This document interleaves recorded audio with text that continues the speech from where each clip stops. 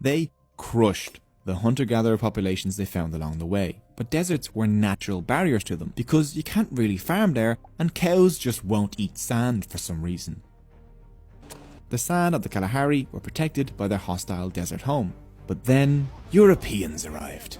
Between the Dutch setting up their colony at the Cape of Good Hope in 1652 and the takeover of the colony by the British in 1806, the Khoisan inhabitants of South Africa were essentially wiped out, and the survivors were forced to work on settler farms.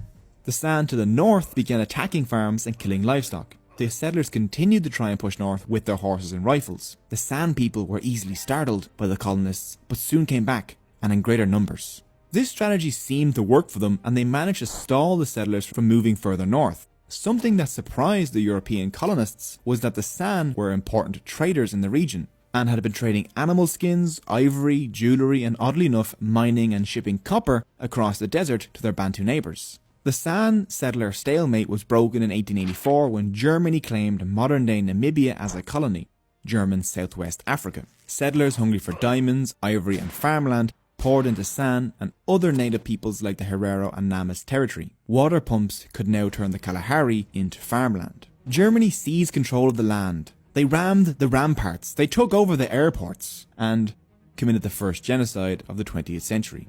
Settlers moving into San territory to farm needed labourers. The San, who the settlers had just played a game of hippity-hoppity or land is my property with, seemed like a pretty good source of labour. The Südwest-Zeitung, a newspaper from the 25th of November 1908, reported patrols were rounding up San and sending them off to work in mines and farms. The settlers thought that the solution to their bushman problem was to educate them through hard labour, with a focus on the children. The youngsters can be made to work, but only if the children are taken away from their parents, which in these cases can be done without much ado.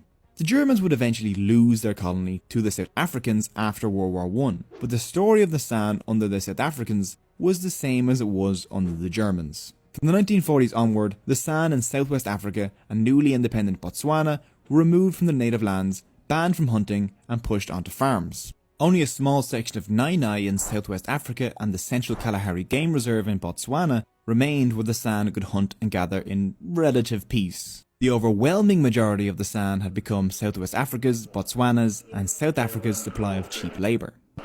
Even less. And then we have a crowd around here cleaning up all the time, the yards and gardens. During the 1960s, anger towards the apartheid government and South Africa's continued rule of Southwest Africa, despite the UN's objections, led to a revolution by the Southwest African